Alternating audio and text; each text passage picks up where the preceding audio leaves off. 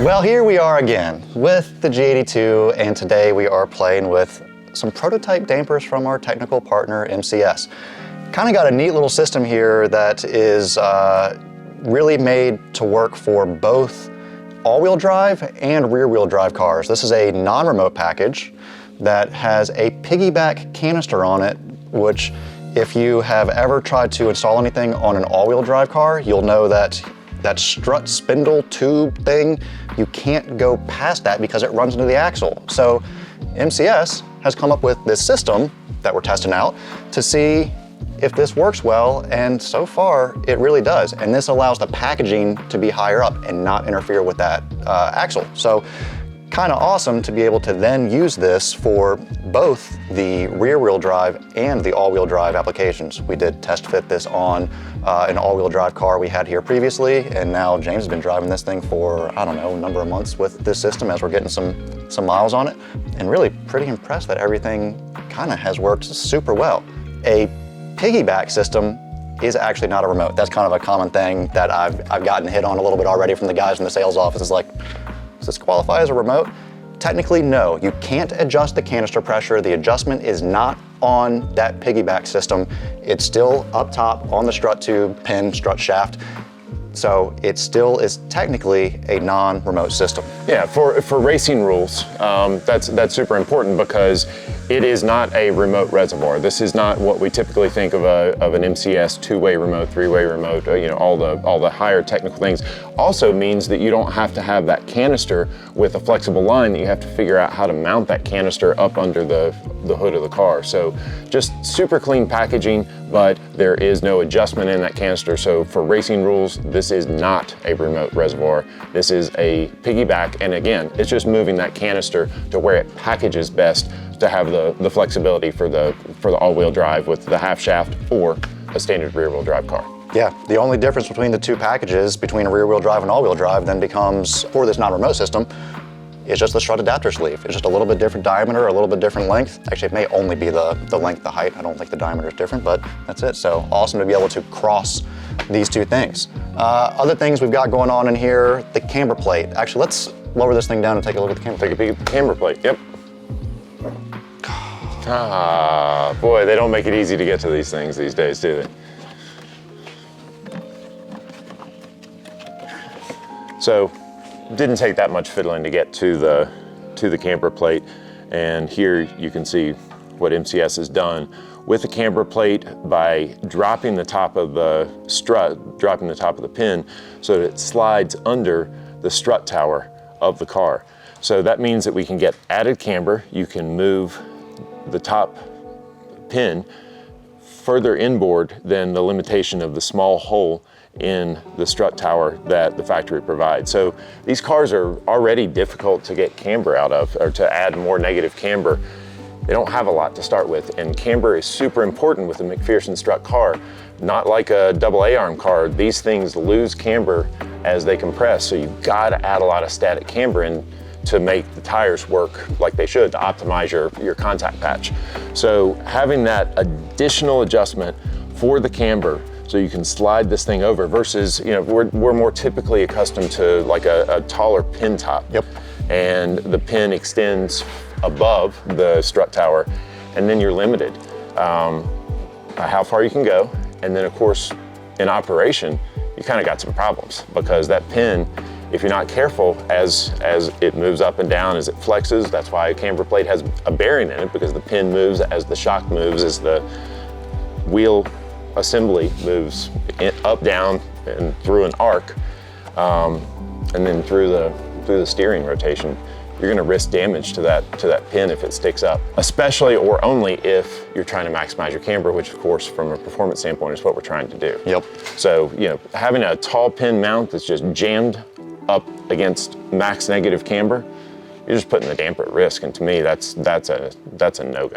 Yeah, that's not a good way to do it. And there are ways that we've done this in the past. E46, spec E46, we notch the strut tower, but that's like this thin piece of metal, not much material. I mean, we've got this massive reinforcement. There's really not much area that you could notch this thing if you were to even do that. And I wouldn't recommend doing it on this car. Yeah, and by the way, you're talking the access hole that we've got in the top of the factory strut tower on this car is like 2 inches, 1 3/4 in diameter versus a Spec E46.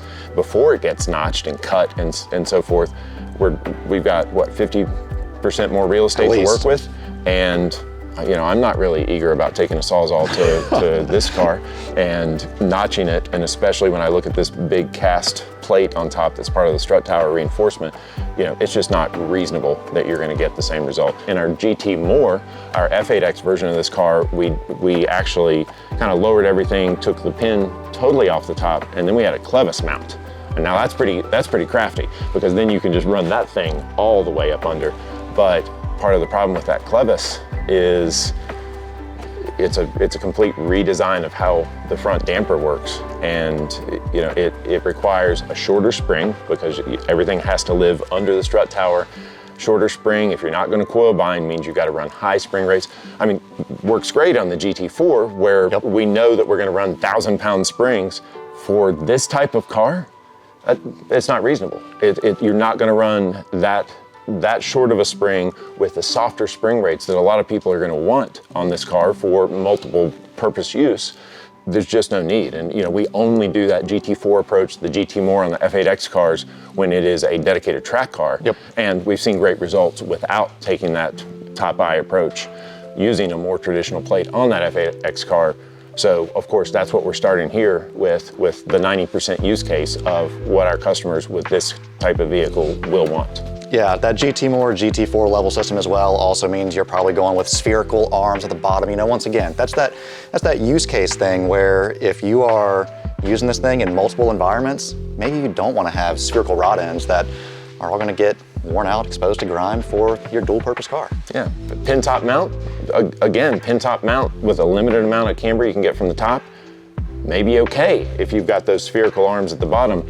I'm not going to run that on the street. That's a track car deal, and I don't think that makes sense for what we're trying to accomplish. So again, MCS with that shorter mount that can slide under, and by the way, still easy to reach the adjustments in an MCS two-way non-remote. That means both the compression and the rebound adjustment is reached from the top of the car, fairly easy to access. I mean, it's the solution. It is a solution. You know, one last thing on the camber plates, we have played with a couple different plate options as well, and I'll tell you, the MCS camber plate seems to have the largest range of adjustment of others that I've seen, so also pretty pumped with this package on this car for that. Let's head to the back, hit a couple things on the rear shocks. All right. Now in the back, we've kind of run into some stuff that is sort of the case that we've seen with all G8X chassis. When you lower it and retain some stock arms, there's some fitment issues and kind of suspension constraints that you run into as you start dropping the back of these things down. Right, so the challenge in the front was, of course, the duality of the all-wheel drive cars with an axle versus a rear-wheel drive that doesn't have that problem. But in the back, it's just how do we cover multiple uses of the car? You know, when we have a suspension as flexible as the MCS is, the dampers can cover a wide range of spring rates. Our customers want a wide range of spring rates. So, you know, one of the first drivers of this, if somebody's spending this level of money, wants this level of quality damper, performance is a piece. We want something that performs, but this thing performs over such a range of spring rate. So now we're thinking about what spring rates do we want to run and what length of spring, because we also have to think about the aesthetic of the car. Like, some people want these cars slammed, and I get it, because I mean, it looks so good when it's dropped down, and this car rides appropriately well. I mean, it just looks good. But I don't want a ridiculously stiff spring that's gonna bounce me down the road. Even though I can minimize that with changes on the MCS damper, it's still a stiff spring. You can only hide the spring so much. Then we've got to come up with packaging that works for a range of ride heights and a range of spring rates. I mean, the rear was challenging on this car. Yeah, the rear was challenging. You know, the thing that we found is there is this upper rear arm.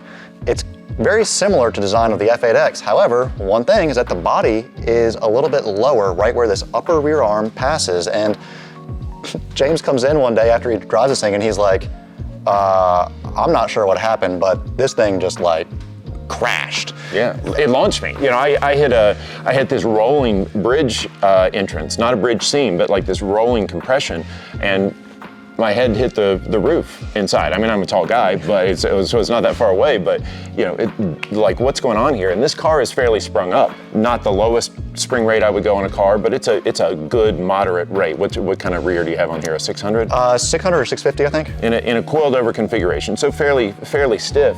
But with the ride height I wanted, with the aesthetic I wanted in the car, and that spring rate, we're bottom in the arm. You know, when you're starting at that lower point, there's not enough then support from that spring to hold this heavy of a car up when you hit that level of hard and fast compression. So we found the witness mark. We understand that the arm contacting is all of a sudden, you know, we got a 650 pound spring, but guess what? When that arm contacts, suddenly our effective spring rate is infinity because, you know, there is no compression. The spring is done springing. Now it's a hard stop, and that's what I felt. So then what catches us? What keeps us from hitting that hard stop? We worked with MCS, and it's gonna be bump stops. Yep. MCS, and by the way, hoodies. Love hoodies because they give me pouches. So MCS provided this range of packers to go with, and by the way, these are color matched in the interior. How cool is that? James was real happy about that. I was pretty giddy when I saw these. That's pretty clever. But packers are hard plastic in a range of heights that I can snap in over the rear shock shaft and then change how I'm engaging that rear bump stop. So we started out with a bump stop that's what, 1.5 inches, something like that? Yeah.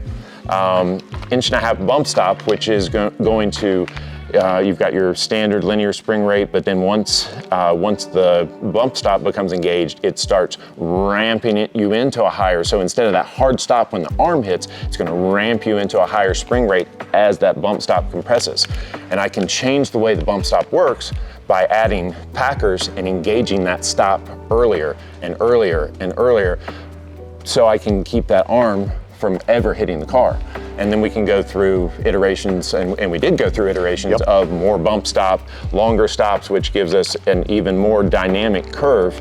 And again, the packers to decide where that curve starts. So we got a range of options. We ended up with a bump stop is where I'm driving this right now, with a packer on it to engage that stop earlier.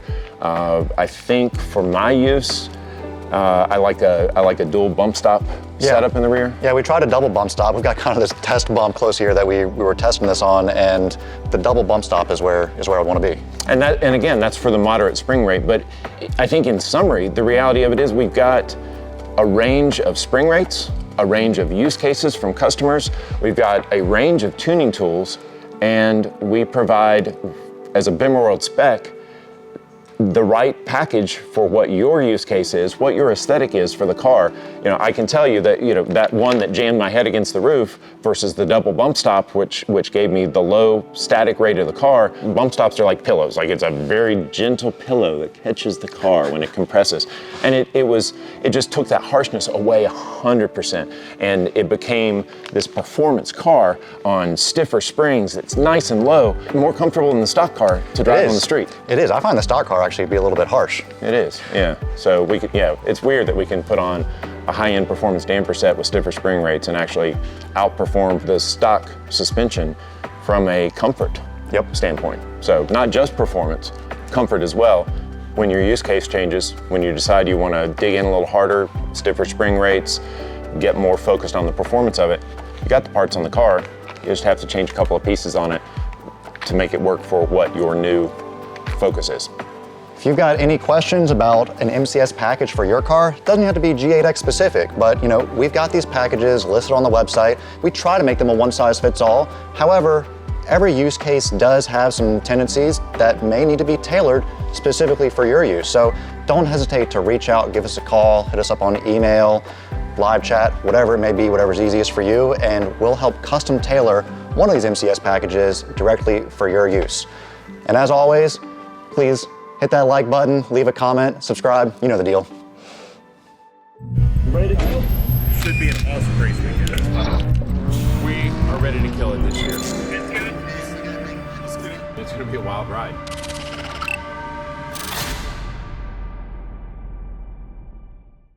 All right, in the back, we actually ran into a few little issues that are kind of the thing for all G8X cars that get lowered. Okay. All right.